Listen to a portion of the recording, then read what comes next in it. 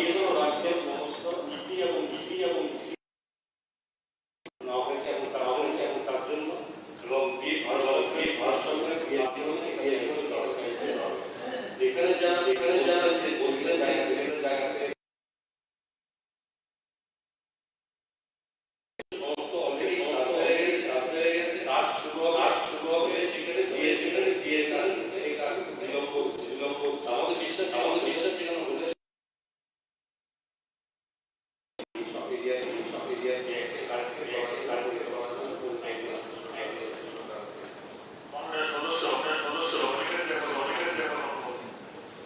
Let me list your question 46.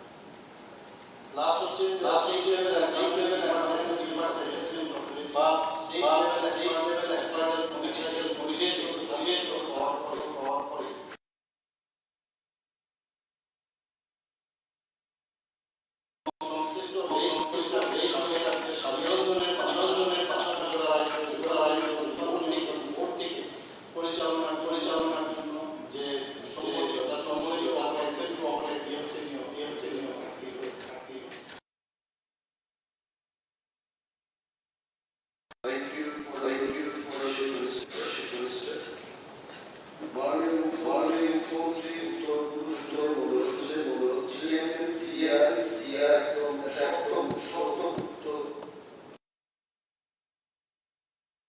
Why I brought this question?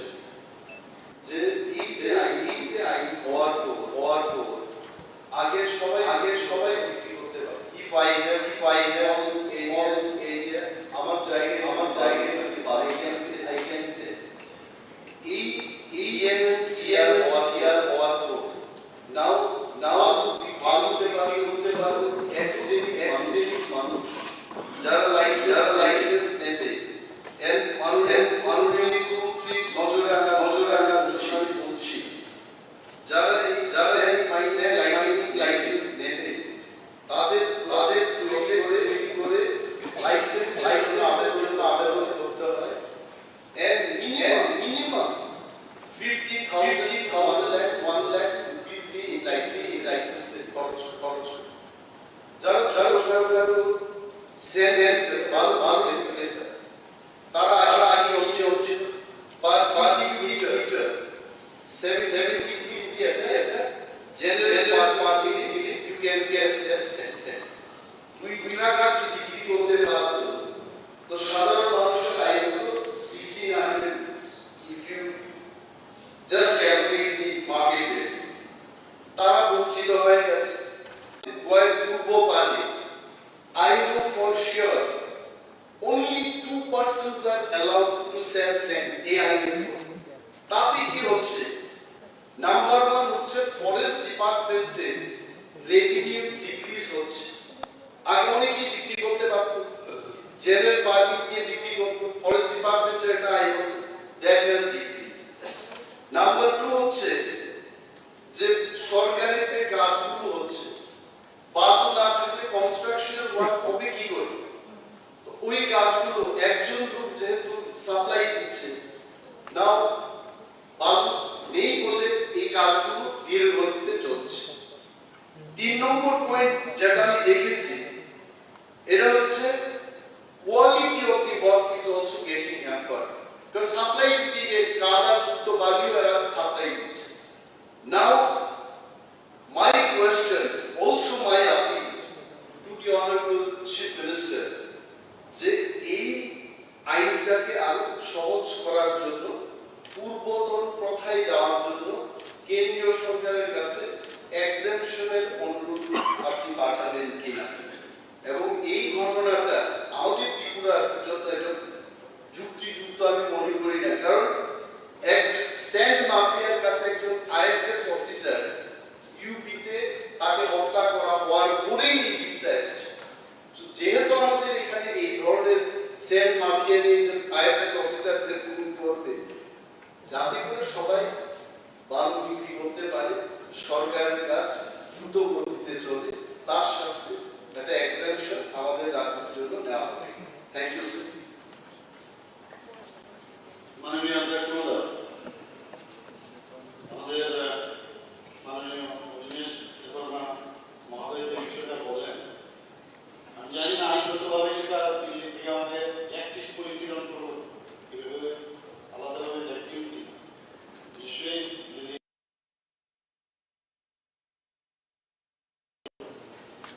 বালি নিয়ে কিন্তু এখানে অনেক সমস্যা আপনি বালু মাফিয়া বলেছেন এখানে কিন্তু আছে ওই রকম উত্তরপ্রদেশ সেরকম মাফিয়া হবে না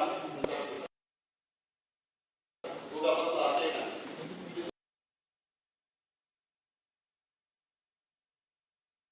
মাফিয়া তো মাফিয়াই এবং এই ধরনের মাফিয়াদের প্রতি আমাদের নজর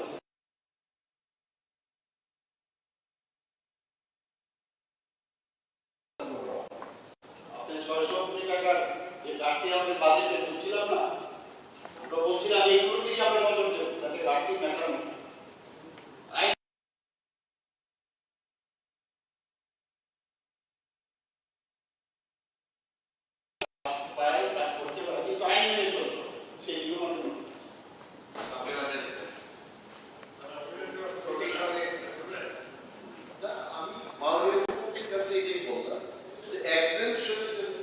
সেন্ট্রাল গভর্নমেন্ট ডিসাইড exemption ওইখানে পাঠানো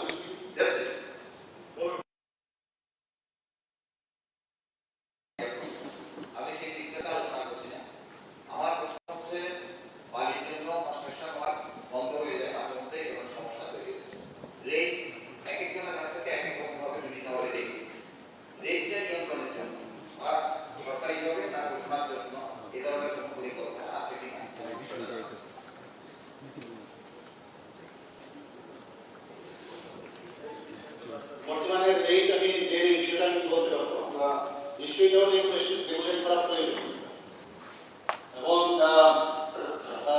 এই বিষয়টা নিশ্চয়ই আমরা দেখব ডিপার্টমেন্টের যারা আধিকারিকরা আছেন তাদের সাথে কথা বলবো। মাননীয় সদস্য শ্রী শ্যামল চক্রবর্তী মহোদয়।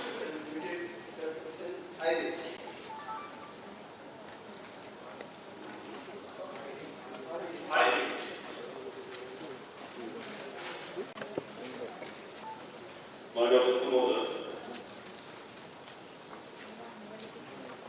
Candidate start question number 5. প্রশ্ন, মোহনপুর গাড়ি ব্লক এলাকার দক্ষিণ দৈবান্ধা চণ্ডীছড়া জলাশয়কে ভিত্তি করে যে পর্যটন কেন্দ্র আছে এটার উন্নয়নের জন্য সরকারের কোনো পরিকল্পনা আছে কি? উত্তর, মোহনপুর আড়ি ব্লক এলাকার অন্তর্গত দৈবান্ধা ভিলেজ অবস্থিত চণ্ডীছড়া জলাশয়কে ভিত্তি করে পর্যটন কেন্দ্র গড়ে তোলার আপাতত পর্যটন দপ্তরের কোনো পরিকল্পনা নেই। যদি থাকে তাহলে কি ধরনের পরিকল্পনা আছে এবং তা কবে নাগাদ বাস্তবায়িত হবে? উত্তর, প্রথম প্রশ্নের উত্তরের পরিপ্রেক্ষিতে এটা প্রযোজ্য।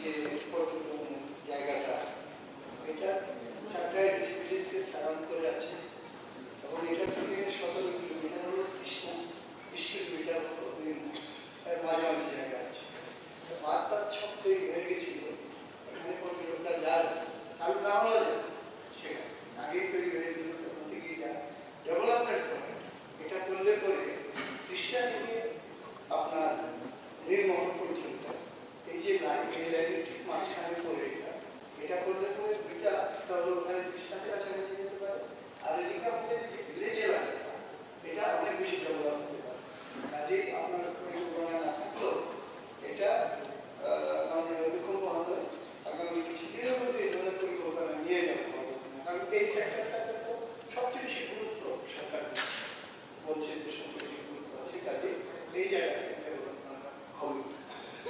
মাননীয় অধ্যক্ষ মহোদয়, আমি মাননীয় সদস্য শ্রী শ্যামল চক্রবর্তীকে আশ্বস্ত করতে চাইব যে আপনি সঠিকভাবে বলেছেন যে ট্যুরিজম সেক্টরকে অগ্রাধিকার দেওয়া এমফেসিস দেওয়া এটা আমাদের সরকারের প্রায়োরিটি এবং তার জন্য কেন্দ্রীয় সরকার স্বদেশ দর্শন স্কিম যেমন আমাদের চালু করে অর্থ দিচ্ছে, রাজ্য সরকার এবার তো বাজেটে দেখবেন ট্যুরিজমের জন্য অর্থ সেখানে আমাদের অ্যালোকেশন দেখেছে।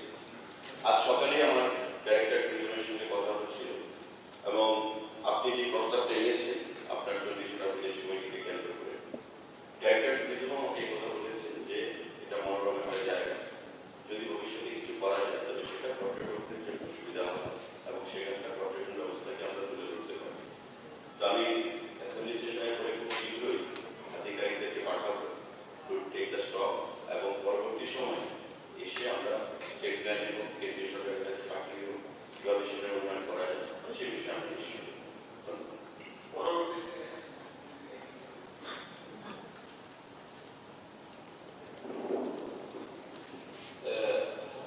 পর্যটনের বিষয়ে আমার সিনিয়র কনস্টিটিউয়েন্সিতে একটিও পর্যটন ক্ষেত্র নেই যেটা পরিষ্কার। সুতরাং এখানে পর্যটন গড়ে ওঠার জন্য একটি খুবই একটা সুন্দর জায়গা, সেখানে জলের কোনো অভাব নেই, সুবল সিং দুই চিন্তা বলে একটা জায়গা আছে, ওখানে ফরেস্ট ডিপার্টমেন্টটা কিছু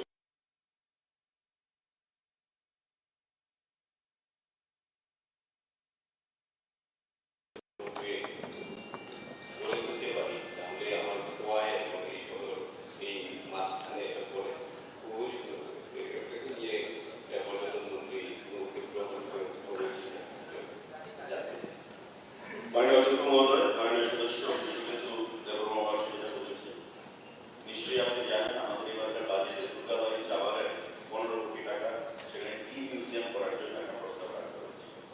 তার বাইরে দপ্তরের আধিকারিকদের সঙ্গে আমার কথা হচ্ছে মোহনপুর সিমনা যে বিস্তীর্ণ এলাকা তাতে যে টি এস্টেটগুলো রয়েছে সেখানে গহঘাট তৈরি করার মাধ্যমে আগামী দিনে পর্যটন ব্যবস্থাকে কিভাবে ফেলে সাজানো যায়, সামনের দিকে এগিয়ে নিয়ে যাওয়া যায় সে ব্যাপারে আমরা আলোচনা করছি।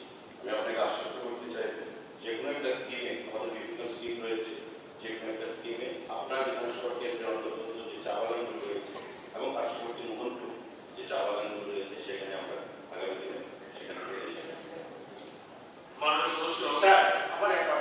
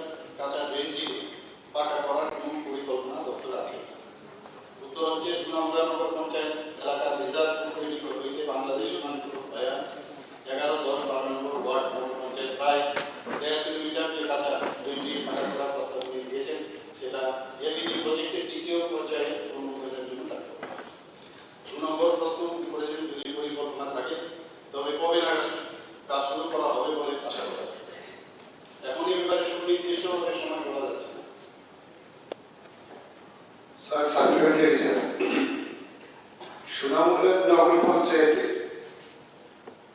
বৃষ্টির জল শহর থেকে বের করার জন্য একটাই মাত্র রাস্তা, যেটা হচ্ছে এই নালাটা। বৃষ্টি হলেই 4টা ওয়ার্ড, সম্ভবত আমরা বলতে পারি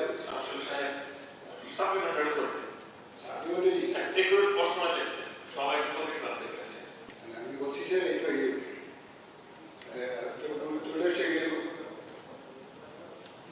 স্যার যদি দ্রুততার সঙ্গে যদি না হয় তাহলে সোনামুড়ার 4টা ওয়ার্ড সেখানে জলমগ্ন হবে এবং এটা দ্রুত সেখানে করার জন্য সেটা বলা হচ্ছে আর কি।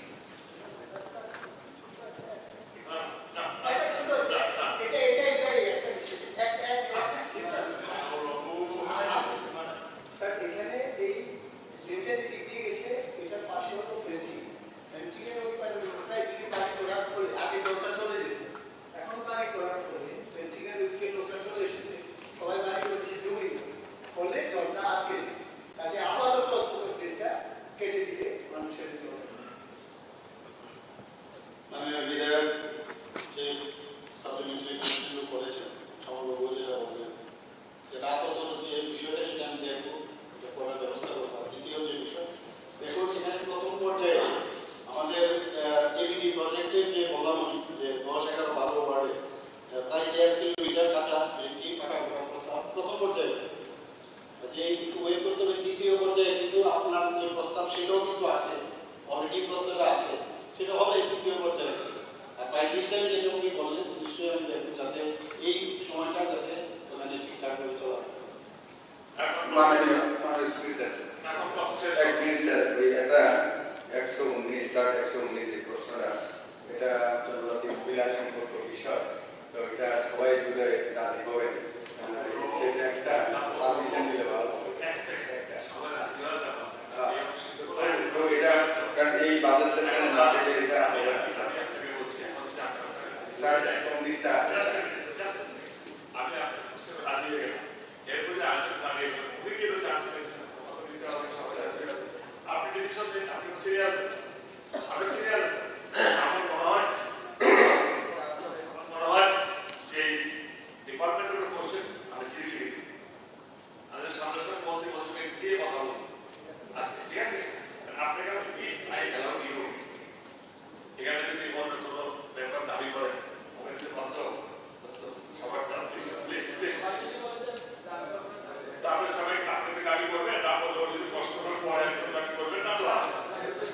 মহিলা সম্পর্কে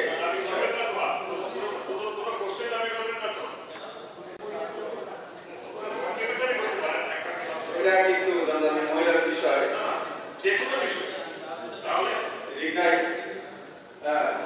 মহিলাদের সুতার বিষয়।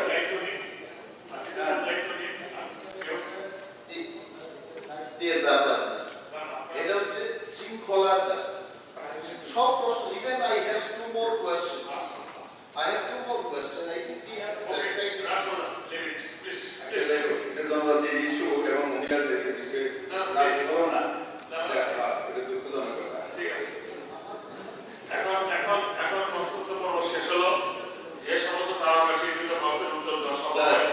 Sir, can I take 1 minute?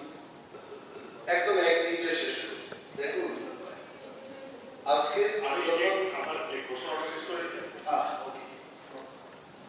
যে সকল তারকা চিত্র গল্পের উত্তর দেওয়া সম্ভব হয়নি সেগুলো উত্তর গল্পগুলো এবং তারকা চিত্রের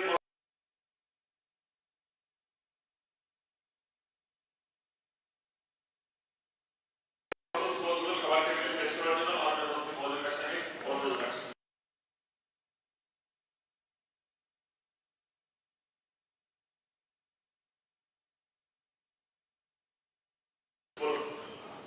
থ্যাংক ইউ স্যার।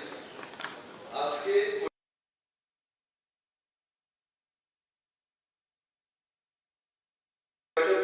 পত্রিকা যখন পড়ছিলাম সকালবেলায়, প্রতিবার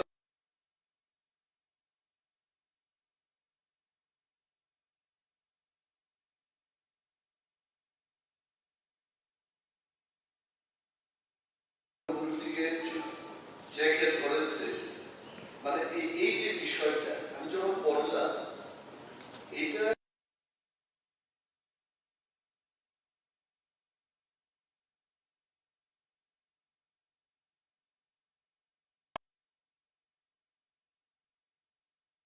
হচ্ছে এই খবরটা পড়তে গিয়ে দেখলাম 4 years back আসামের কামাখ্যা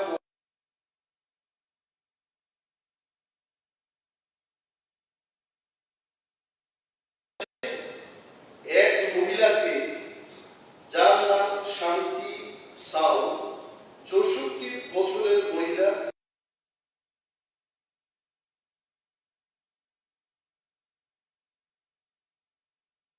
এটাকে বলেছে আসামের একজন পুলিশের অফিসার। পুলিশ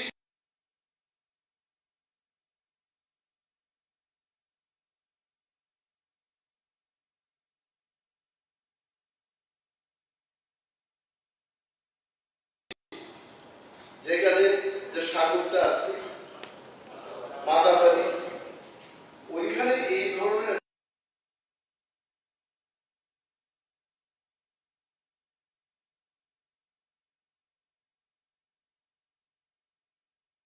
শুরু হয় না। এবং খবরে যা বলেছি, till now no government official, no responsible person has visited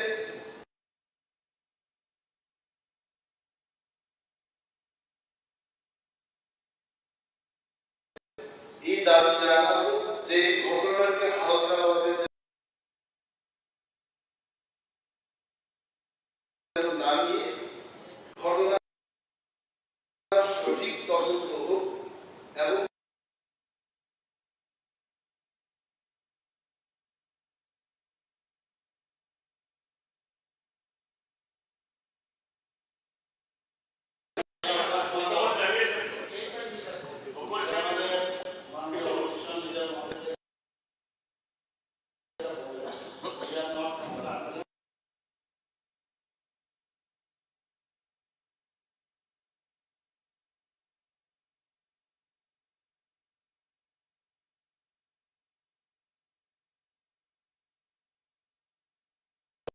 subject intimation regarding rescue of human stuff from the Kallan Shagal Lake of Matabari Temple. The presence in our media.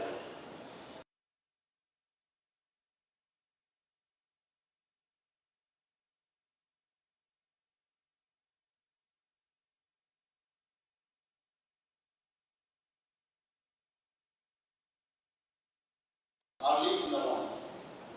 The police have rescued it immediately and they are investigating the matter.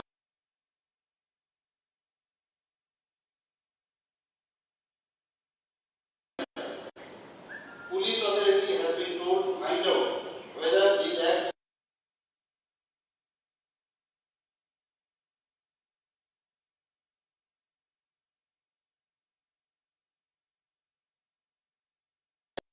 CCTV footage of surrounding area was watched, but no clear inputs in this regard should be obtained.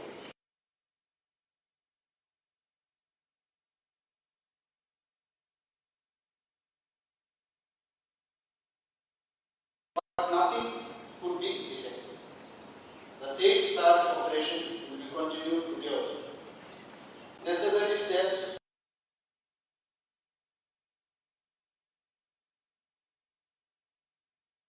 to Kallan Sagar for next 42 days, etc. have been taken.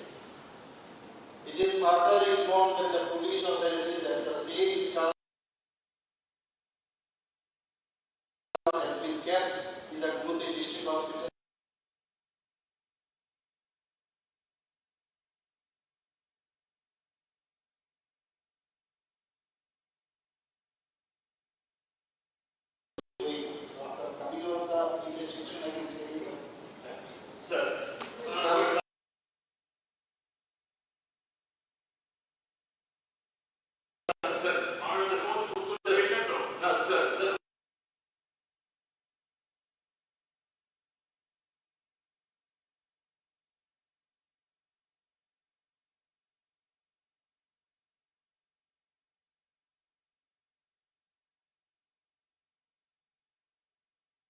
স্বরাষ্ট্র দপ্তর তরফ থেকে কিন্তু forensic এবং অন্যান্য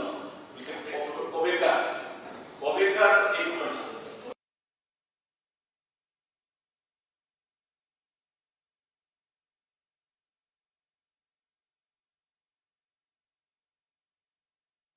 আমি বিশেষ করে আমার একটা মুখ্যমন্ত্রী একটা জবাব দিতে হবে।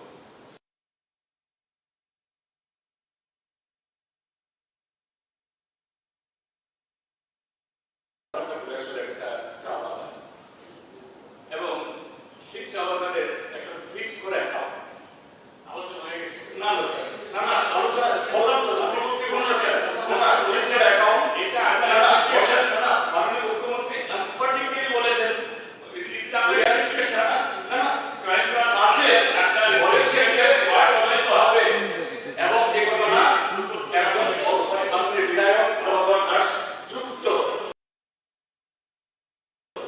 তিনি পরদিনই বাংলাদেশ সম্মেলন করে বলছেন যে না এটা ওই বাগান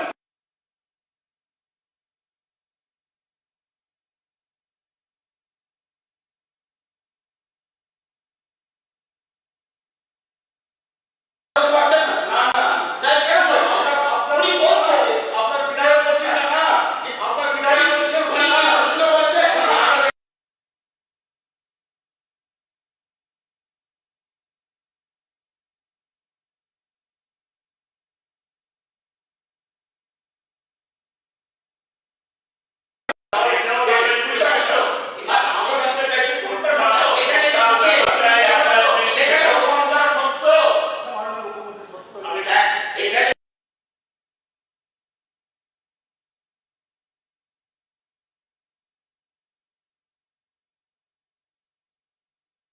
বলছেন এবং যে এই যে কি বলে ফরেন্সিক ল্যাবে আপনাদেরই তো আরে ওখানে যাবে আমরাও এটাকে মডার্নাইজ করছি মানে কালকে তো এই মডার্নাইজ তো দ্বিতীয় যে বিষয়টা আপনি টেনে আনলেন সে পুরনো কথাগুলো এগুলো আমি কি বলি তৎকালীন যে ঘটনাটা বলছিলেন আমাদের মাননীয় বিধায়ক যেটা রেজ করেছে সেখানে আমি বলেছি তার একটা ইনভেস্টিগেশন চলছে সেটা অলরেডি ওখানকার যে এডিশনাল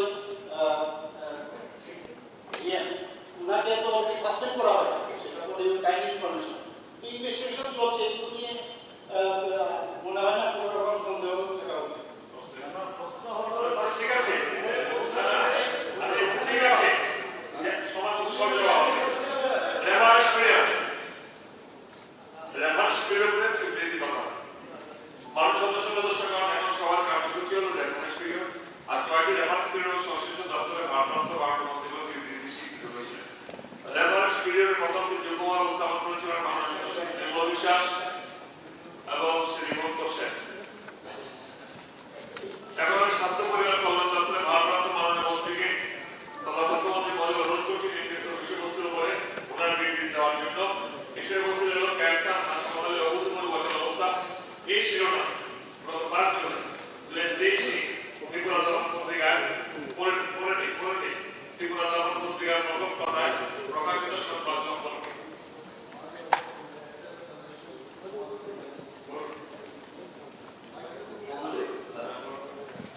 যেহেতু most of the reference period এবং কলিং অ্যাটেনশন আমি দিয়েছি সরকারকে জিজ্ঞেস করছি ইউ ওনলি টেক ডিসিশন অনেকগুলো don't mind you the calling attention বলে আমরা এখানে আমরা সুযোগ পাই আপনারা তো এভরিডে কিপ সকাল বিকাল নিজেদের মধ্যে কথা আমার মনে হয় some of the calling attention reference period যেগুলো আছে রিলে করে দাঁড়ায়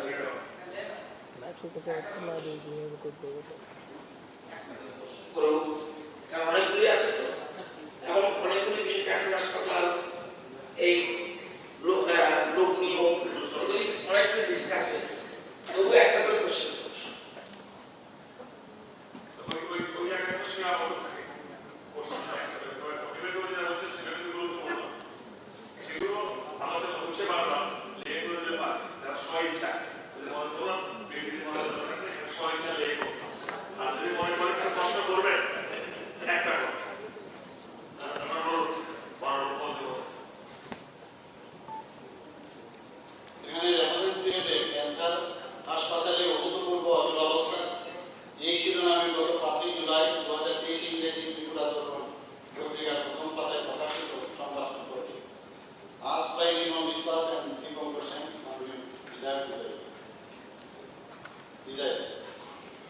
এখানে এক নম্বর হচ্ছে ক্যান্সার চিকিৎসায় ব্যবহৃত অত্যাধুনিক মেশিনগুলো হলো LINAC accelerator, PET scan, PET CT scan, CT simulator, graphic therapy ইত্যাদি।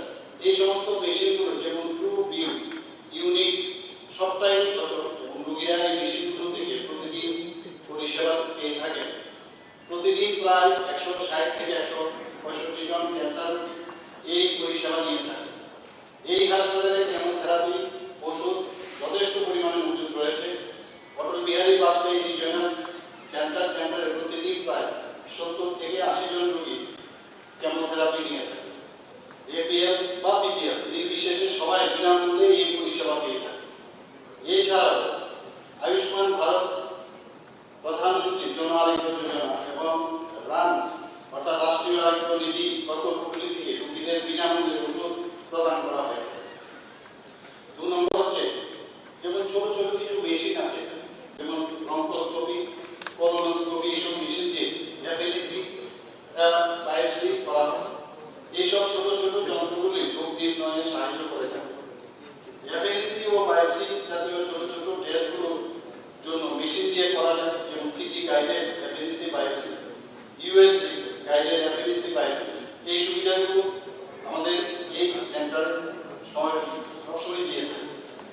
বলার তাৎপর্য এফএলসি বায়োপসি করতে গিয়ে একটা মেশিন বিকল হলে একই টেস্ট অন্য মেশিন দিয়েও করা যায়। ধরা যাক ব্রঙ্কোস্কোপ মেশিন সম্ভব হলো না, তখন সিটি বা ইউএসজি মেশিন দিয়ে একই টেস্ট করা যায়। সুতরাং এই সমস্ত টেস্ট এই ব্যাপারে রোগীদের কোনো অসুবিধার সম্মুখীন হতে হয়। কিন্তু যেহেতু এই সেন্টার অত্যাধুনিক মেশিনের মাধ্যমে রোগীদের পরিষেবা দিয়ে থাকে, তাই পাশের রাজ্যগুলি ও পাশের রাষ্ট্রে রোগীরও পরিষেবা নিতে এই হাসপাতালে আসবে। রোগীর সংখ্যা বেশি, তাই পরিষেবা দিতে একটু বিলম্ব হবে। এই বিষয়ে মাননীয় আমাদের বিধায়ক রতন চক্রবর্তী মহোদয় এই বিষয়ে কালকে কতটা আলোচনা রেখেছেন।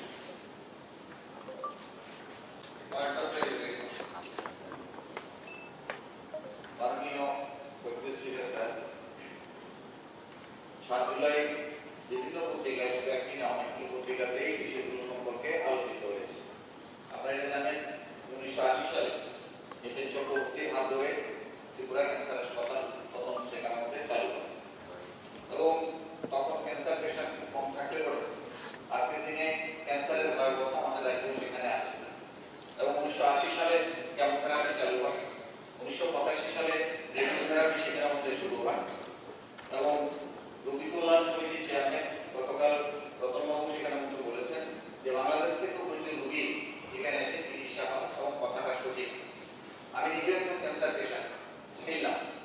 2006 সাল থেকে আমি এই হাসপাতালে চিকিৎসা আমি চালিয়ে যাচ্ছি এবং সেই দিক থেকে এই হাসপাতাল সম্পর্কে কিছুটা অভিজ্ঞতা হলো সেখানে আমার সেখানের মধ্যে রয়েছে এবং এই ক্যান্সার হাসপাতাল 1996, 1997, 1998 সালে এখানে ক্রমশ মাননীয় মুখ্যমন্ত্রী যেটা বললেন যে সোনোগ্রাফি, সিটি স্ক্যান এগুলো আস্তে আস্তে করে সেখানের মধ্যে চালু হয়েছে।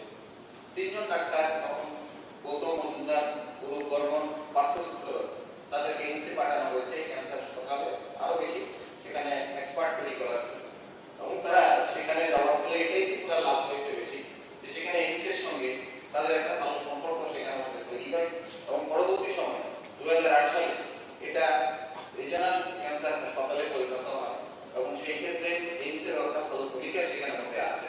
আমাদের মাননীয় মুখ্যমন্ত্রী যিনি ডাক্তার প্রফেসর, ওনার এই বিষয়ে সবচেয়ে বেশি জানা সেখানে মধ্যে রয়েছে। পরবর্তী সময় তপন চক্রবর্তী যখন স্বাস্থ্যমন্ত্রী তখন এইমসের সাহায্যে ডক্টর জি কে রয়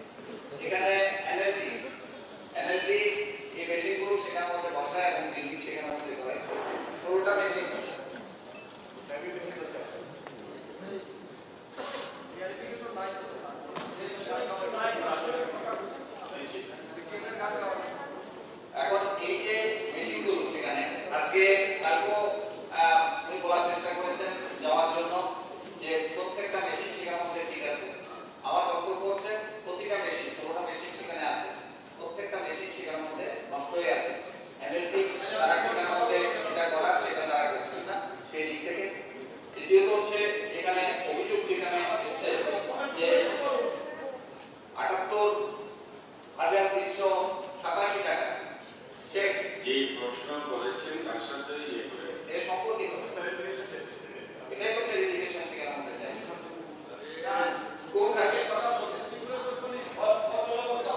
মুখ্যমন্ত্রী স্টেটমেন্ট দিয়ে পরিষ্কার করে সবগুলো চলছে। আমি তো আর্কাইভেশন কি চাই তারপর আমি বলতে চাই কোনটা আমি এটাকে স্টেপ অক্টোবর থেকে শুরু করছি। আমি তো বলছি প্রত্যেকটা মেশিন অচল অবস্থার মধ্যে আছে স্টেটমেন্ট আমি হবে না কি বলছে বলবেন না কেন বলছেন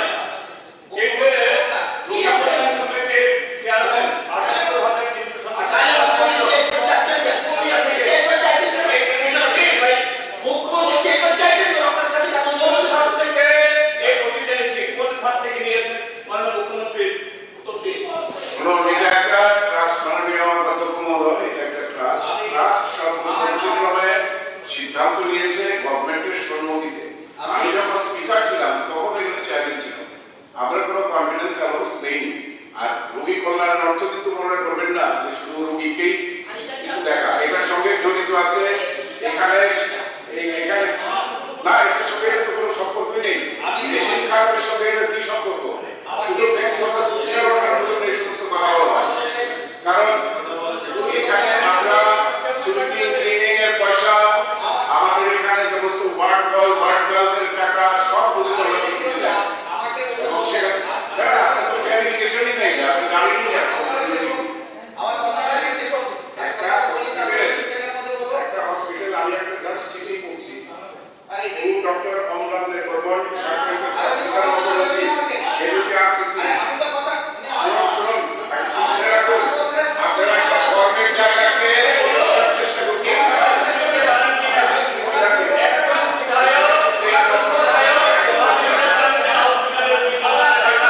সব নাটক এসব নাটক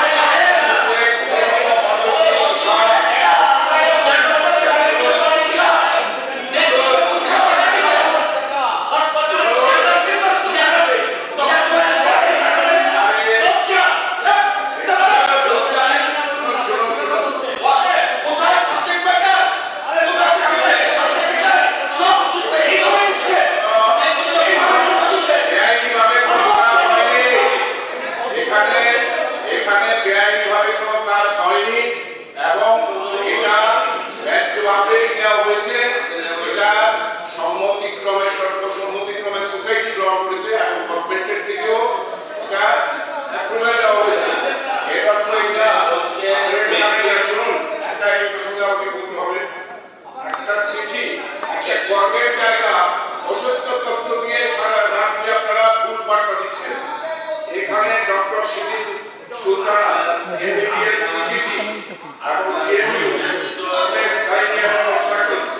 তিনি চিঠি দিয়েছেন আর্টিস্ট গাড়ি টু ইউ ডক্টর অমলান দেববর্মনকে যে এখানে এসে তিনি টাকা দিলাকে এখানে সব প্রশ্ন করেছেন।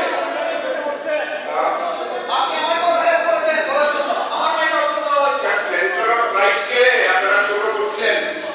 একজন চেয়ারম্যান তিনি কোনো টাকা নিতে পারেন না, কোনো টাকা পান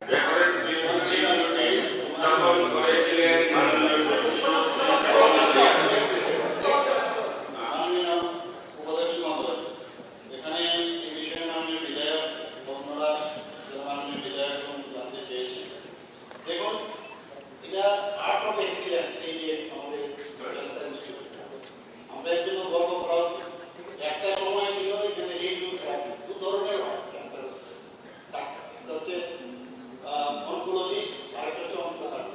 অন্ত্রসার্জন আগে ছিল না আমাদের। অনেক সময় যখন আমি নিজেও ক্যান্সারের প্রচুর কেস করেছি, 5 ঘন্টা 6 ঘন্টা অপারেশন করেছি ল্যাবের মধ্যে, কিন্তু সার্জারির পরে এখানে কিন্তু জেনারেল অন্ত্রসার্জারি ছিল না। সেই জায়গার মধ্যে আগে খালি রেডিওথেরাপি বা অন্য যেসব আমাদের রেডিওথেরাপি এগুলো দেওয়া হয়, কেমোথেরাপি দেওয়া হয়, এগুলো দেওয়া হয়। কিন্তু এখন এরকম আর্ট অফ এক্সিলেন্স ইনস্টিটিউশন আমাদের অন্ত্রসার্জন এখন আছে। আমরা সেই দিক দিয়ে আমাদের পরিষেবা একদম একটা খুব ভালো স্তরে আছে। এবং যেটা বলা হয়েছে বিভিন্ন প্রদেশ থেকেও আমাদের নর্থ ইস্টের বহু লোক আসে, বাংলাদেশ থেকে এগুলো ট্রিটমেন্ট করতে আসে। তো অনেক সময় কি হয়, এই জিনিসটা একটা মেশিন খারাপ হতেই পারে, কিন্তু তার সাবস্টিটিউট আছে কিনা বসে এইরকম না, এটা নিয়ে কোনো কাজ হচ্ছে না তা না। আমি তার একটু আগে বলেছি যে ছোট ছোট কিছু মেশিন আছে, যদি ধরুন এফএলসি করতে গেল বা বায়োপসি করতে গেল, যদি ওই মেশিনটা না থাকে আরেকটা মেশিন বা অন্য আরেকটা পদ্ধতিতে সেটা করা যায়। কাজেই কোনো জায়গার মধ্যে এটাকে সচল বা অচল এটা বলার কোনো আমার মনে হয় ঠিক হবে না। আর বাকি বিষয়গুলো যেখানে বলেছেন আমরা তো যেগুলো বিষয় নিয়ে আমরা দেখবো, আপনার আশ্বস্ত করছি এগুলো নিয়ে আননেসেসারি আমার মনে হয় কিছু এখানে এটা কিছু বলা অস্বাস্থ্যকর পরিবেশ এখানে সৃষ্টি, কারণ অনেকগুলো বিষয় আছে।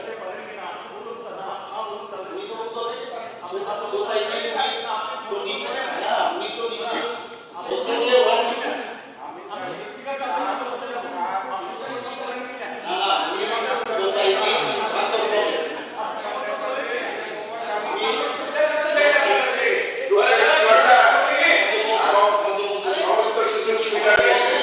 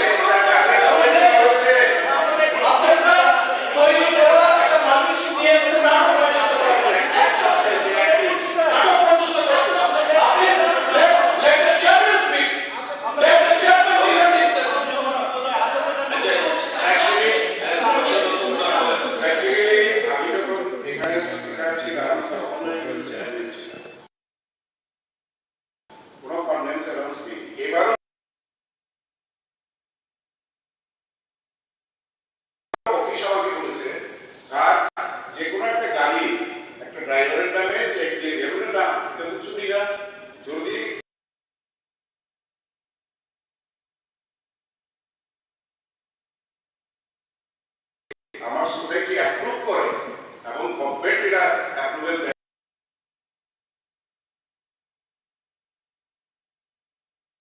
তাহলে আপনারা দিতে পারেন। যেহেতু আমি কোনো অফিসে নেই, কিন্তু কোনো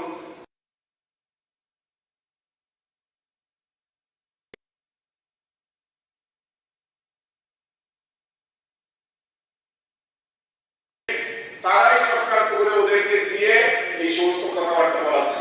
একটা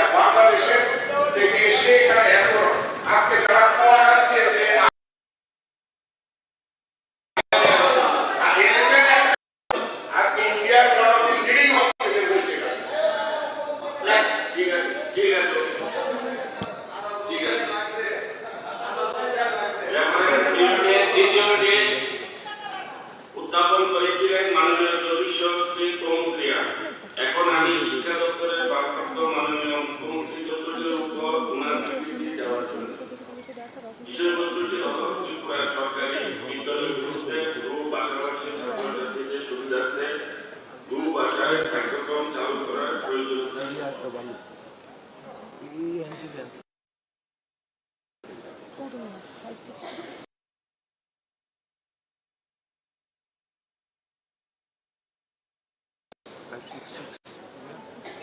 মাননীয় প্রকাশ মহোদয়, ত্রিপুরা সরকারি বিদ্যালয়গুলিতে বহু ভাষাভাষী ছাত্রছাত্রীদের সুবিধার্থে বহু ভাষায় পাঠ্যক্রম চালু করার প্রয়োজনীয়তা ত্রিপুরা 20টি উপনিয়মগুলি একটি বিষয় হিসাবে পড়ানো হয়ে থাকে।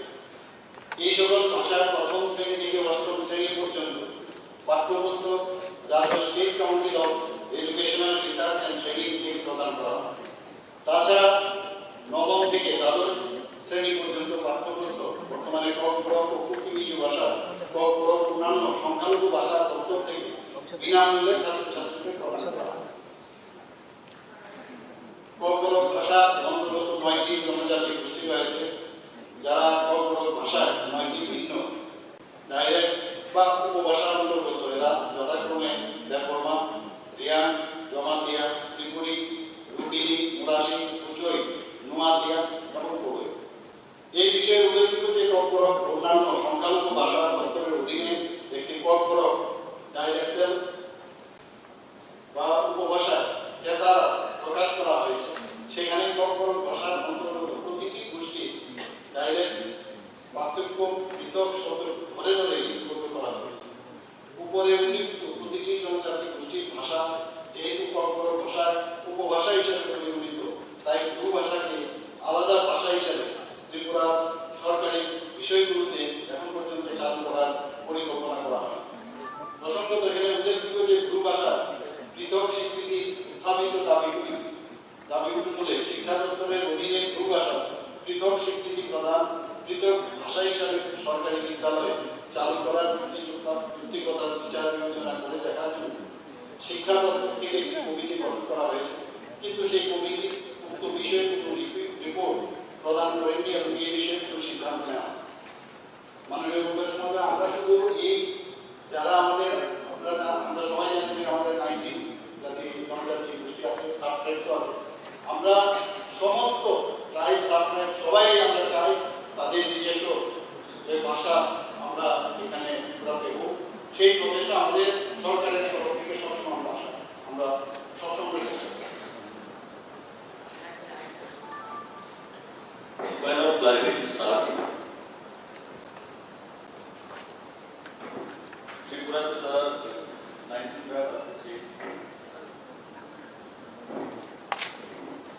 তো কেন আমরা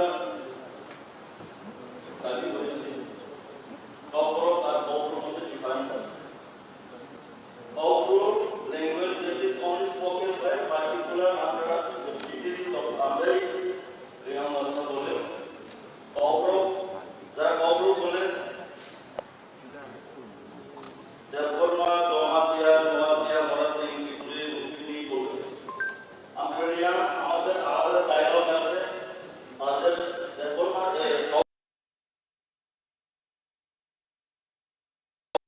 আমাদের ডায়লগ সিমিলার ঠিক আছে, অনেক আমাদের ডিফারেন্স আছে। যেমন একটা এক্সাম্পল আনারস যেটা অগ্রগতি করি আমরা রিয়াম ভাষা আমরা অগ্রগতি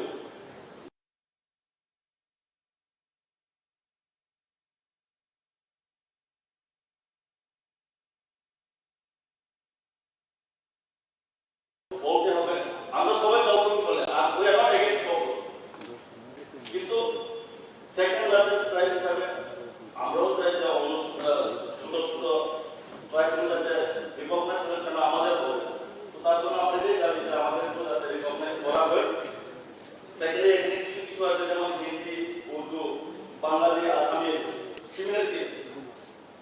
তো আমাদের অগ্রগ আর অগ্রগ মধ্যে কিছু কিছু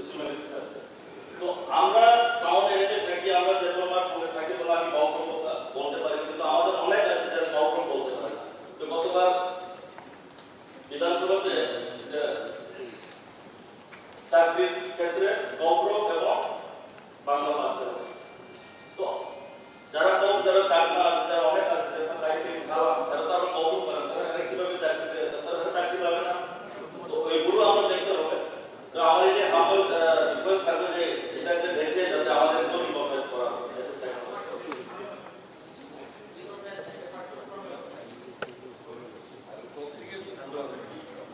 মাননীয় উপদেষ্টা মহোদয়, এখানে আমার কাছে একটা under secretary government of Tripura 14 আমরা জনজাতিদের কৃষ্টি, সংস্কৃতি, ভাষা সেটা যেন বজায় থাকে, আমরা আমাদের সরকার সবসময় সেটা চেষ্টা করে, সবাই জানে। এবং নিশ্চয়ই উনি যে বিষয়টা এখানে দেখেছেন, এই কমিটির রিপোর্ট আসুন, আমরা 22-এ সেই কমিটি বানিয়েছি, তাদের রিপোর্ট আমি প্রয়োজনে আপনাদেরকে ডাকবো, কি অবস্থায় আছে, কি স্ট্যাটাসে আছে, তারপর আপনার যদি জানতে হয় আমি সেই বিষয়টা আপনাকে জানাবো। মাননীয় deputy speaker, point of clarification. মাননীয় সদস্য নমপ্রিয়ান মহোদয় কিছু কিছু ওয়ার্ডসের যে ডিফারেন্সগুলো বলতে চেষ্টা করছে, যদিও হি ইজ নট ভাষাবিদ, আমিও ভাষাবিদ। Still I am telling I'm not against it. আমি ওইটার বিপক্ষে বলছি না, I'm only giving little bit of, যেমন বাংলা ভাষায়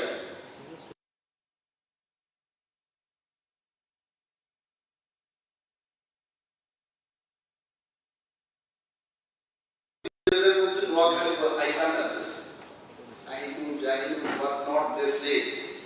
এবং একদিন আমরা কলকাতায় নিকো পার্কের এখানে আমার সহপাঠীদের সাথে যখন কথা বলছিলাম, একজন সেখানকার ভদ্রমহিলা আমাদেরকে এসে বলছে, আপনারা কি বাংলাদেশ থেকে আইছেন? আমরা ত্রিপুরার লোক, যেভাবে কথা বলি ওই ভদ্রমহিলার মনে হলো আমরা বাংলাদেশ থেকে আসি। আসলে প্রমুখবাবু যেটা বলেছেন, ডিফারেন্স টুকটাক এখানে সেখানে আছে, এবং এইটাও সত্য। জমাতিয়া, দেববর্মা, এর মধ্যেও অনেকটা ডিফারেন্স আছে। ত্রিপুরা, জমাতিয়া বা এই ককরোচ স্টিকিং এর মতো ডিফারেন্স আছে। তবে অনেক দিন ধরে আমি এটা বলতে পারি, একজন রিয়াং থেকে যদি কেউ দেববর্মা এলাকায় গিয়ে কথা বলে, there is no problem.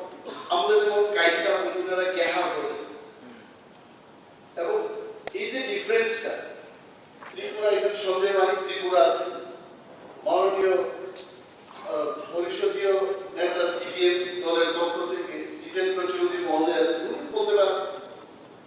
আমরা যাকে চেলা বলি, অনেকে চালা বলি।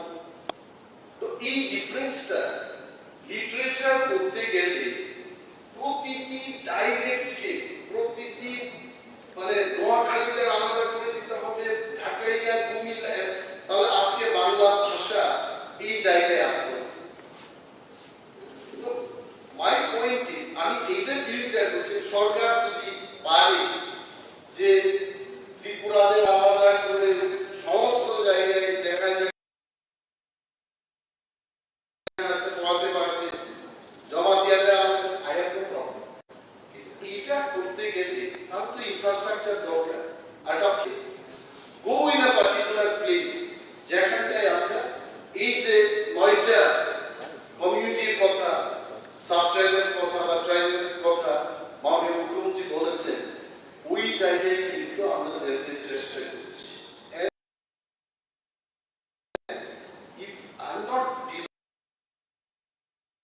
বাড়িতে গিয়ে কিভাবে বলবে, দ্যাট ইজ ডিফারেন্ট। কিন্তু পাঠ্য বই তৈরি করতে গেলে, এটাকে লিটারেচারে দিতে গেলে, এটা একটা স্ট্যান্ডার্ড তৈরি করতে হবে, এটাই, নাথিং এলস। ডিফারেন্সটা আছে। কমিটির যে রিপোর্টটা মাননীয় মুখ্যমন্ত্রী বলছে, এই কমিটি আটকে গেছে, একটা জায়গায় আটকে গেছে, কোথায় আটকে গেছে? দেয়ার আর সার্টেন কোয়েশ্চেন যেগুলো জাতি, জনজাতি বা বিশেষ সমুদয়কে তার ভাষা হিসেবে তার স্বীকৃতি পেতে গেলে তার রাষ্ট্র কোথায়, তার রাজ্য কোথায়, তার উৎপত্তি স্থল কোথায়, এগুলো আসবে। একটা বাংলা ভাষা স্থান কোথায়? দেশ ছাড়া, রাজ্য ছাড়া ভাষা হয় না। ভাষা যাদের থাকে তাদের মাটির অধিকার থাকতে হয়েছে, তার কোথা থেকে তার জন্ম হয়েছে। তো এইগুলো বিচার হবে, সরকার বিবেচনা করবে, কমিটি গঠন করবে, তবে এই বিষয়টাকে হালকাভাবে না নিয়ে গভীরভাবে এই বিষয়ে যাওয়া উচিত। সরকার মুখ করে একটা পদক্ষেপ না নিলেই হবে। Thank you. That means আমরা অগ্রণী বলতে হবে। We are against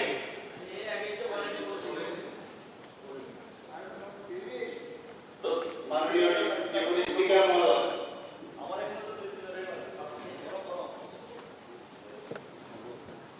যে বিষয়টা এখানে উঠে আসছে বিভিন্নভাবে মহাখালী, তারপর আমরা বাঙালিদের মধ্যে সিলেটি ইত্যাদি, মানে এগুলো তো ভাষা আমরা বলি, কিন্তু এখানে কাউকে নিয়ে যখন ওনারা দাবি করেছেন, কমিটিও হয়েছে, এবং মাননীয় আমাদের অপোজিশন লিডার যেটা বলছেন এটা আটকে গেছে, বাইশে তো বললাম এটা এই হচ্ছে আটকাবে কেন? দেখুন যাতে না আটকায়। কাউকে যখন ওনারা চাইছে, আমাদের এখানে তো মণিপুরিও আছে, আমাদের এখানে চাকমাও আছে, তাহলে ওটা কাউকে সমস্যা কি?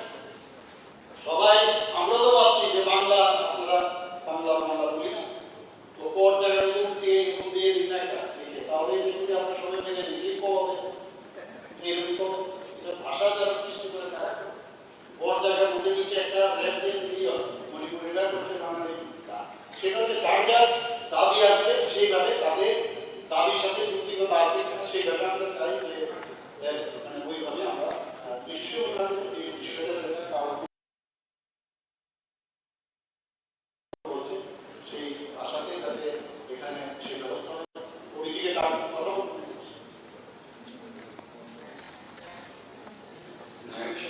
রেফারেন্স বিলটি তৃতীয়টি উত্থাপন করেছিলেন মাননীয় সদস্য শ্রী শঙ্কর চাকমা।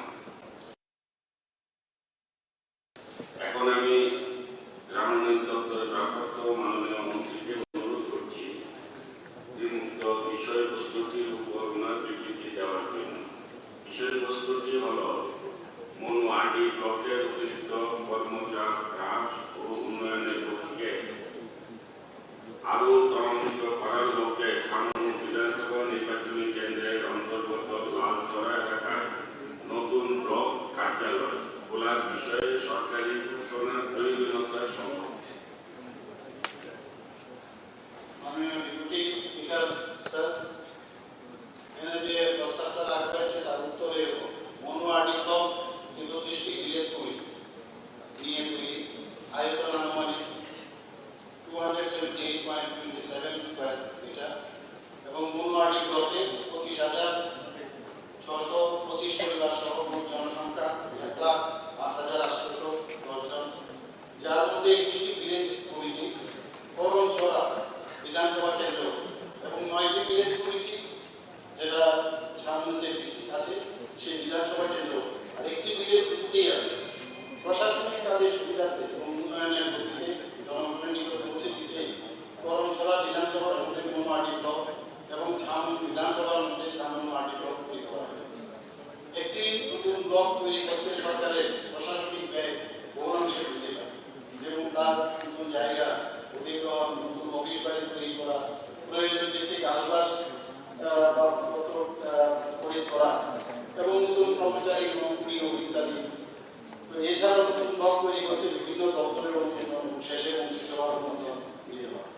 তো বর্তমানে দপ্তরের কাছে নতুন ব্লক তৈরি করার কোনো পরিকল্পনা আপাতত নেই।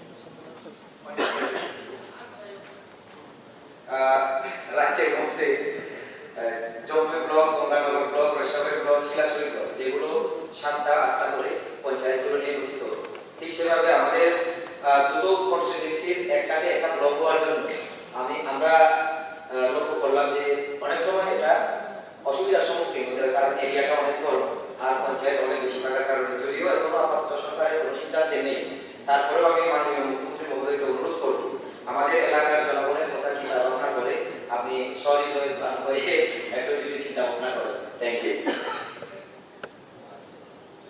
মাননীয় স্পিকার মহোদয়, ঠিক আছে, তবুও বলেছেন দেখবো বিষয়টা।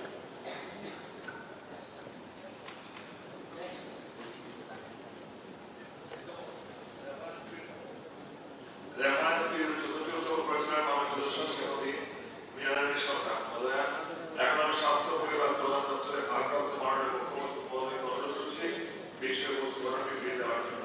বিষয়বস্তুটি হলো চারিবারস্থ school health welfare centre wellness secretary doctor নিজস্ব সংস্থান সম্পর্কে লেখা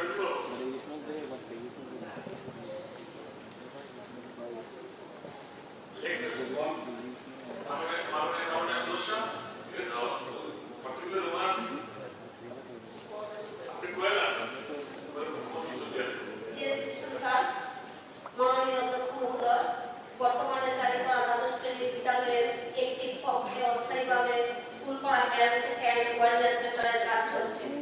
এর পূর্বে এই সেন্টারটি একটি অস্থায়ী বাড়াবাড়িতে ছিল। ছাত্রছাত্রীদের অভিভাবক এবং এলাকাবাসীর দাবি অনুযায়ী উক্ত সেন্টারটি নিজস্ব ভবনে স্থানান্তরের জন্য। এই হেলথ সেন্টারটি বিভিন্ন রোগীর চিকিৎসা হয়, যেমন টিবি রোগী থেকে কোভিড এবং বিভিন্ন টিকা প্রদান করা হয়। গর্ভবতী মায়ের হয়ে এই সেন্টারটিতে আসেন। এর পাশে প্রাইমারি স্তরের শিশুরা অধ্যয়ন তথা পড়াশোনা করে। এক্ষেত্রে এদের শরীরে বিভিন্ন রোগ জীবাণু সংক্রমণের সুযোগ থাকে। তাই অতি সত্বর হেলথ অ্যান্ড ওয়েলনেস সেন্টারটি দপ্তরের নিজস্ব ভবনে স্থানান্তর করার প্রয়োজন। স্যার, 18 নির্বাচনের পর যখন আমাদের সরকার গঠিত হয়, তখন আমার বড় ভাই প্রয়াত এমএলএ দিলীপ সরকার এই ব্যাপারে একটা জায়গা নির্ধারণ করেছিলেন, কিন্তু উনার অকাল প্রয়াণে সরকারিভাবে সেটা অধিগ্রহণ হয়নি। তাই এলাকাবাসীর পক্ষ থেকে মাননীয় মুখ্যমন্ত্রী মহোদয়ের কাছে আমার আবেদন থাকবে, প্রয়াত এমএলএ দিলীপ সরকারের অসম্পূর্ণ কাজ যাতে সম্পন্ন করা হয়, তাতে আমাদের এলাকাবাসীর জনগণ খুবই উপকৃত হবেন। নমস্কার। মাননীয় স্পিকার মহোদয়, যে রেফারেন্স পিরিয়ডটা আমাদের মাননীয় বিধায়ক শ্রীমতী মীনারানী সরকার এনেছেন, এটা এই উত্তর স্কুলপাড়া হেলথ অ্যান্ড ওয়েলনেস সেন্টারটি এখন বর্তমানে চারিপাড়া এইচএস স্কুল বিল্ডিং থেকে পরিচালিত। তো এই উত্তর হেলথ ওয়েলনেস সেন্টারটি স্থানান্তরিত করার জন্য উনি যে কথাটা বলেছেন, তার উপযুক্ত জায়গা আমরা খুঁজছি। উনি এটাও বলেছেন তার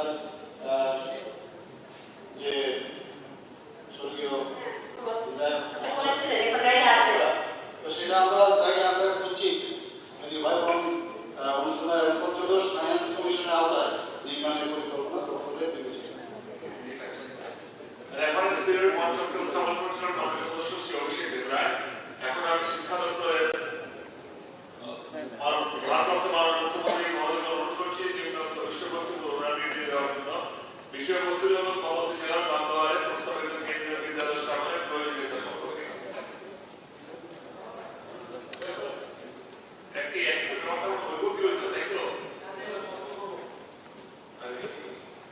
মাননীয় স্পিকার মহোদয়, এখানে যে রেফারেন্স পিরিয়ডে যে মাননীয় বিধায়ক অভিষেক দেবরায় বিষয়টা এনেছেন, কেন্দ্রীয় শিক্ষা মন্ত্রকের উদ্যোগে দেশের বিভিন্ন রাজ্যে central board of secondary education দ্বারা অনুমোদিত কেন্দ্রীয় বিদ্যালয় স্থাপন করা হয়। দেশব্যাপী একটি অভিন্ন পাঠ্যক্রম অনুসরণকারী এই বিদ্যালয়সমূহ স্থাপনের মুখ্য উদ্দেশ্য হচ্ছে যারা কেন্দ্রীয় সরকারের যখন ট্রান্সফার হয়, তাদের ছেলে মেয়ে তারা যাতে গিয়ে তাদের পড়াশোনার ব্যাঘাত না ঘটে, এর জন্যই এই কারণে কিন্তু central board of secondary CBSE স্থাপন করা হয়েছে। এখানে কেন্দ্রীয় বিদ্যালয় সংগঠনের নিয়ম অনুযায়ী ভারতবর্ষের প্রতিটি জেলায় অন্তত একটি কেন্দ্রীয় বিদ্যালয় স্থাপন করা হবে বলে সিদ্ধান্ত নেওয়া হয়েছে। এখন পর্যন্ত এই রাজ্যে প্রায় 9টি আমাদের সেন্ট্রাল স্কুল আছে এবং তার মধ্যে যেটা আমি বিধায়ক করেছেন যে বন্ধুয়ারে কেন্দ্রীয় বিদ্যালয় স্থাপন। তো সেই বিষয়ে যে আমাদের কেন্দ্রীয় বিদ্যালয় সংগঠনের চাহিদা অনুযায়ী প্রায় উদয়পুরের বন্ধুয়ারে 10 একর জমি হস্তান্তর করা হয়েছে এবং সেই জমিতে 25 লক্ষ টাকা ব্যয় করে অস্থায়ী করে ছাত্রছাত্রীদের শ্রেণীকক্ষ শিক্ষার্থী ও শিক্ষক শিক্ষিকাদের আবাসনের ব্যবস্থা করা হয়েছে। তো এই রিপোর্ট আমরা কেন্দ্রীয় বিদ্যালয় সংগঠন যে অভিমানের সমর্থন করেছেন, তবে প্রকল্পটি নীতিগতভাবে সমর্থন হলেও বিদ্যালয় শুরু করার ব্যাপারে চূড়ান্ত অনুমোদন পাওয়া যায়নি। অনুমোদন পাওয়ার পরে সে যথাযথ ব্যবস্থা মাননীয় অধ্যক্ষ মহোদয়, actually এটা যখন 25 লক্ষ টাকা ব্যয় করে যখন পরিকাঠামো গড়ে তোলা হয়েছে, যার ফলে করোনার পূর্বে, তো এখন মানুষের একটা ধারণা যে করোনার পূর্বে যে তখন এটা স্যাংশন হয়ে গিয়েছিল বা কাজ শুরু হচ্ছে না, বর্তমানে শুরু হচ্ছে না। তো আমি অনুরোধ জানাবো মাননীয় মুখ্যমন্ত্রীকে যে এই বিষয়টা যেহেতু এটা অনেক দিনের দাবি আমাদের মুখ্য জেলাতে, যে একটা বিদ্যালয় এটা প্রসেস শুরু হয়েছে, তাড়াতাড়ি বা স্টেপ নেওয়া যায় বা কথা বলে যদি আগামী কিছুদিন মধ্যে সেটা চালু করার ব্যবস্থা করা হয়, তাহলে আমাদের পুরো জেলা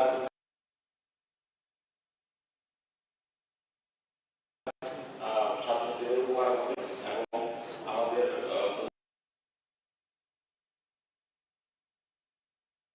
জেলার বিভিন্ন দাবিটাও পূরণ হবে। তো আমি এই বিষয়ে পড়ার জন্য আমি আপনার মুখ্যমন্ত্রীকে করছি। মাননীয় অধ্যক্ষ মহোদয়, আমরা কেন্দ্রীয় বিদ্যালয় সংগঠনের কাছে প্রস্তাবটি বানানো হয়েছে। আমি বিষয়টা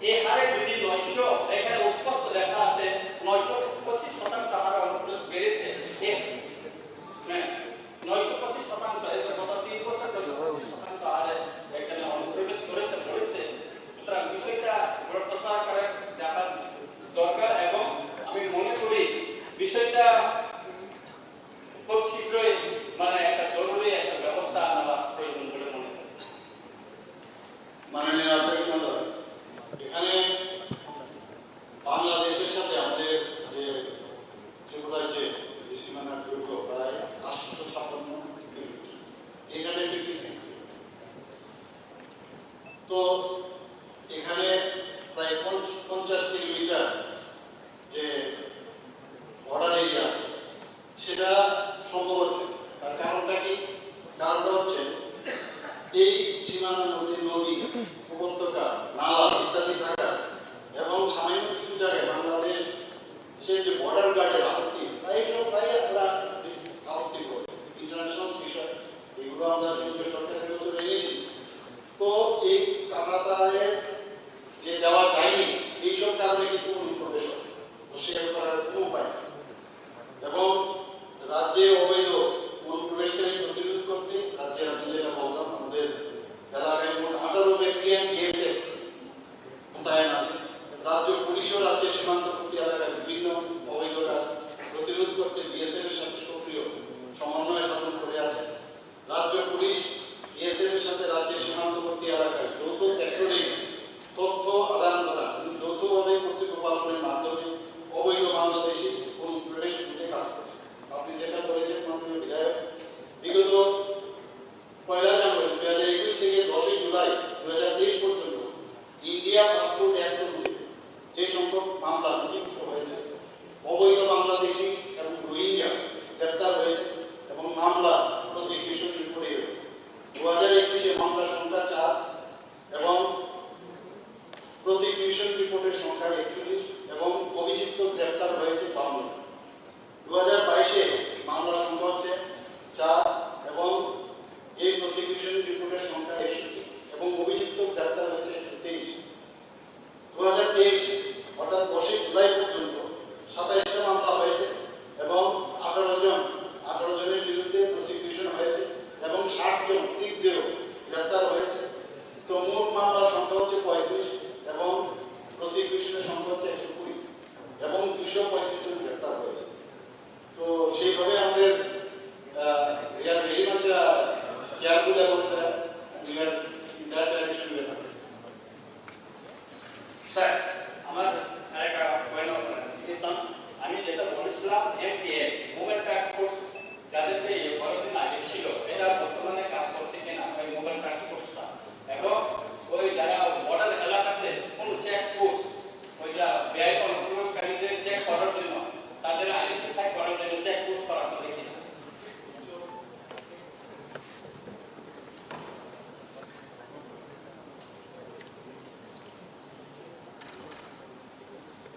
মোবাইল টাস্ক ফোর্সের তো এখনো চলছে, এরকম একটা বন্ধ আছে। ওরা তো নিয়মিত রিপোর্টও পাঠাচ্ছে আমাদের কাছে, এখন তো কোনো অসুবিধা নেই।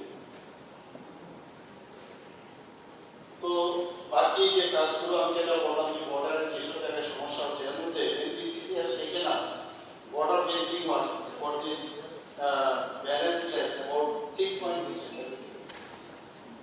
কাজ করছে। অনেকগুলো দেখে বাংলাদেশের সাথে কথা বলে আস্তে আস্তে এরকম না সব হয়ে আছে। আমরাও চাইছি না বন্ধ হোক, অনেক জায়গায় ভিউ পয়েন্ট দেওয়া যাচ্ছে না। এই দিকে যদি আমরা দেখি তাহলে আর্ধেকটা দেখা যায় ঘর বাংলাদেশে পড়ে যাচ্ছে, ঘরের ভিতর দিয়ে আপনাদেরকে চিন্তিত হবে।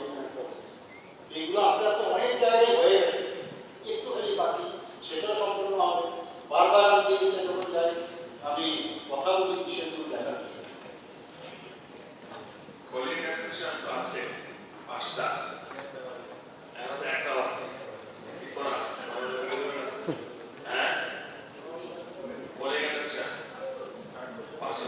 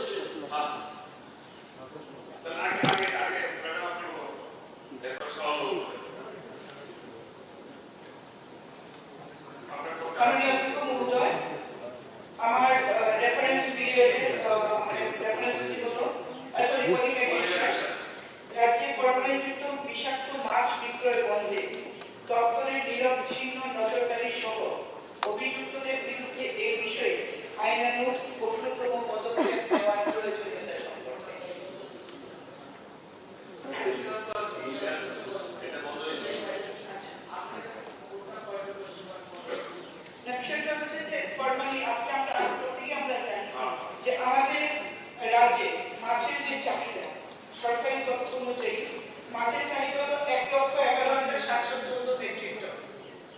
রাজ্যে মাছ উৎপাদিত হয় 82,084 মেট্রিক টন। মাছের এই ঘাটতি পূরণ করার জন্য আমরা বহির্রাজ্য থেকে এবং বাংলাদেশ থেকে, আমরা অন্ধ্রপ্রদেশ, পশ্চিমবঙ্গ, কেরালা এবং বাংলাদেশ থেকেও আমরা মাছ সরকারিভাবে আমদানি করা হয়। কিন্তু দেখা গেছে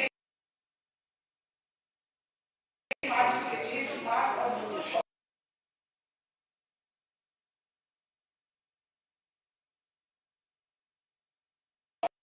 সহজে পচনশীল, এটা মাছকে ফরমালিন দিয়ে সংরক্ষিত করা হয়। অনেক সময় অ্যামোনিয়াযুক্ত জলে বরফ করে সেই বরফ দিয়ে প্রিজার্ভ করে মাছগুলিকে আনা হয়। এবং আমরা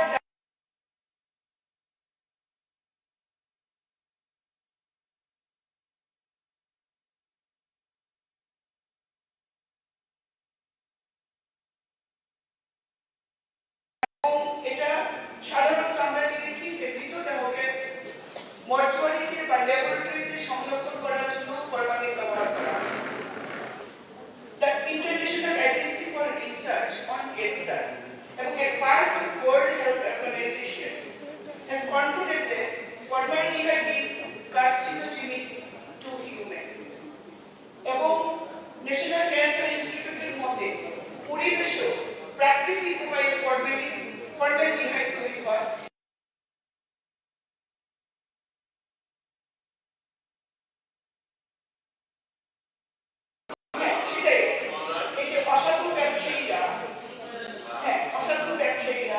যারা লাভের জন্য বাইরে থেকে যে বাইরের রাজ্য থেকে এবং বাংলাদেশ থেকে যে মাছগুলি আমদানি করা হয় সেগুলিতে ফরমালিন দিয়ে বা অ্যামোনিয়াযুক্ত বরফে সেটা বন্ধে দপ্তর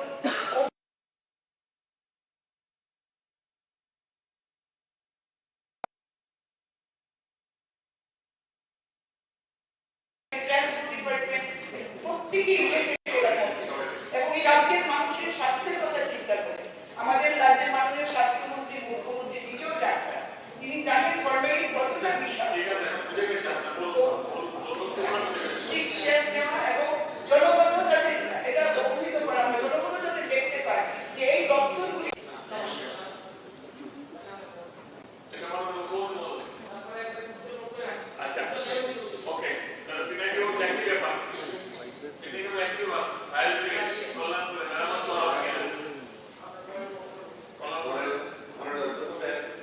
আমার যে বিষয়টা কল্যাণপুর ফায়ার স্টেশন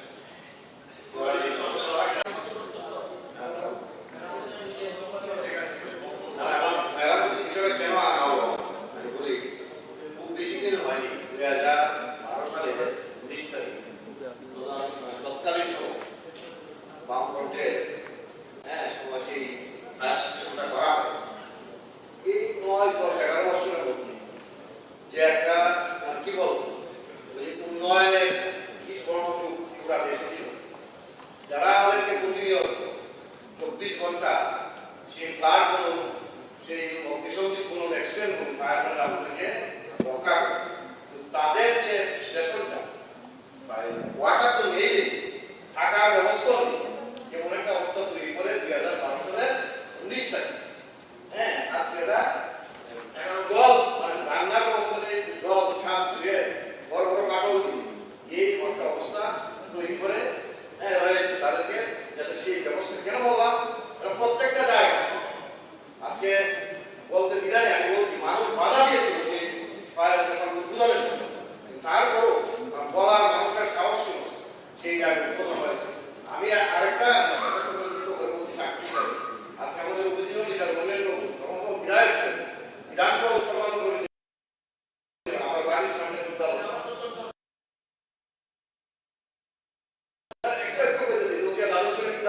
উনি ভিজিট করেছিলেন, বিধানসভায় গিয়েছিলেন, বাধা দেওয়া হয়েছিল। আজকে স্কুল কখন যে বসে পড়বে, কার যে সেই সন্তানের বিপদগ্রস্ত অবস্থা, নৌকার মতো হয়ে গেছে এই অবস্থা।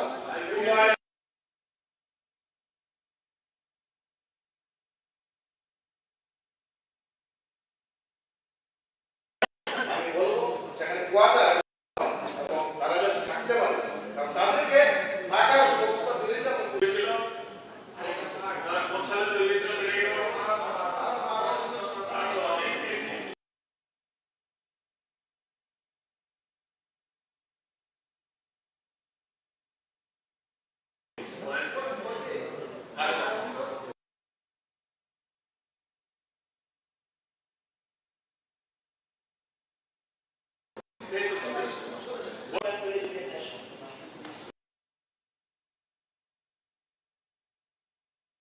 আমরা সকলেই জানি যে ত্রিপুরা রাজ্য সিসমিক জোন 5 এ রয়েছে।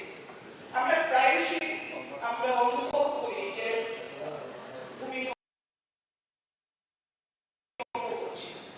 ন্যাশনাল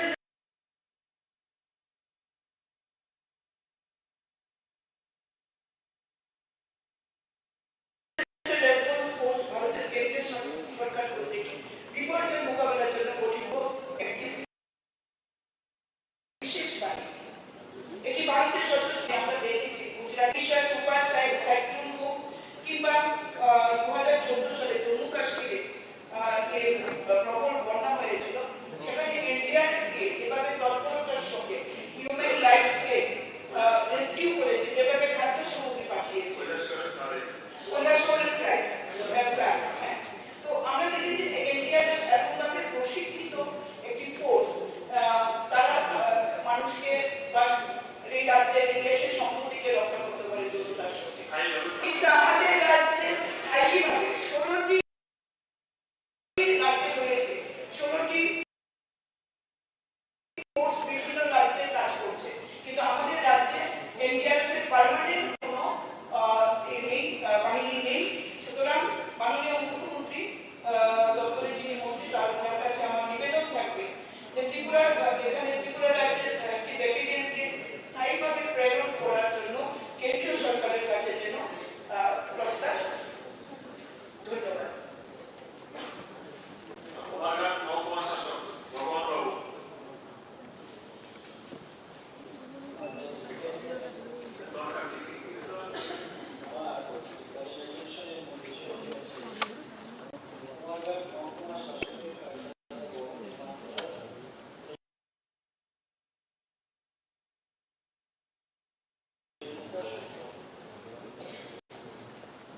বর্তমানে যে কুমারঘাট মহকুমা শাসকের যে অফিসটা রয়েছে পর্যটন দপ্তরের একটা একসময় লস তৈরি করা হয়েছে, বহু পুরানো। 2012 সালে কুমারঘাট মহকুমা অফিস মহকুমা ঘোষণা হয় এবং ওই সময়ে পরিত্যক্ত অবস্থায় পড়ে থাকা সেই 10টি পর্যটন দপ্তরের সেই ঘটনাতে অফিস তৈরি করা হয়। আজও ঠিক না, মানে অফিসটি ওই লসের মধ্যেই আছে। 2011-12-তে কুমারঘাটের শিব মন্দির সংলগ্ন 6 একর জমি মহকুমার শাসক অফিসের জন্য তার অ্যালটমেন্ট করা হয়েছে। 4 একর আমার কাছে আছে, কিন্তু এই দীর্ঘ সময় অতিক্রম হওয়ার পরেও যদি সেই মহকুমার শাসক অফিস আমার বক্তব্য এটাই, গত 2018 সালে যখন ভয়ঙ্কর ফ্লাড হয়েছে সেই সময়ে ফ্লাডে প্রায় এই বিল্ডিংয়ে প্রাকৃতিক জল হয়ে গিয়েছিল এবং প্রয়োজনীয় অনেক নথিপত্র সেদিন ধ্বংস হয়ে গিয়েছিল। আজও সেগুলো খুঁজে পাওয়ার মতো আমি নেই।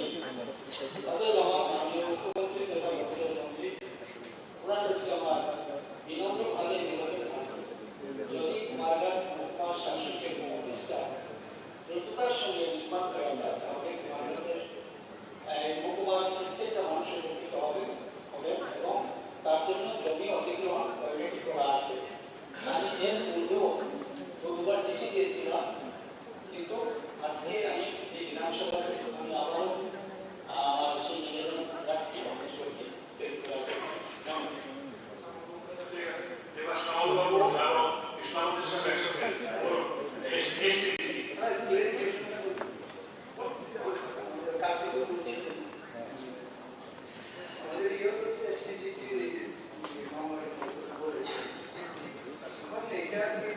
দ্রুত ইয়ে করা আর তাদের দুই নম্বর যে ছাত্র শিক্ষকের যে অনুপাত আছে রাজ্যের অনুপাত আছে, যে অনুপাত আছে সেই অনুপাতে যে কোটা তৈরি হচ্ছে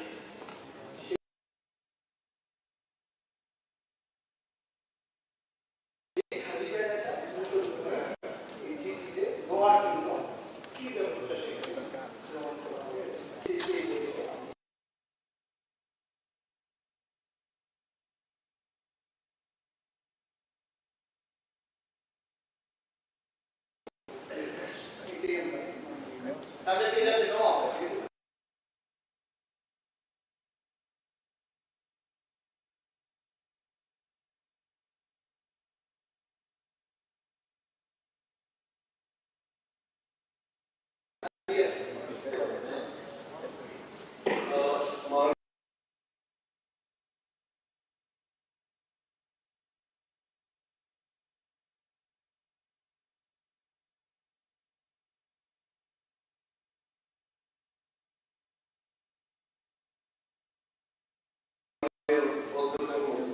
এসপিটিটি ব্যাপারে যারা পরীক্ষা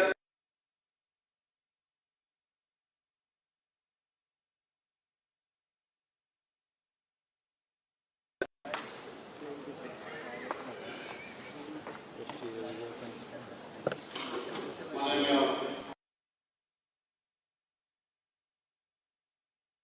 40 মিনিট পর্যন্ত বলতে পারবেন কারণ পুরো 40 মিনিট বলতে পারবেন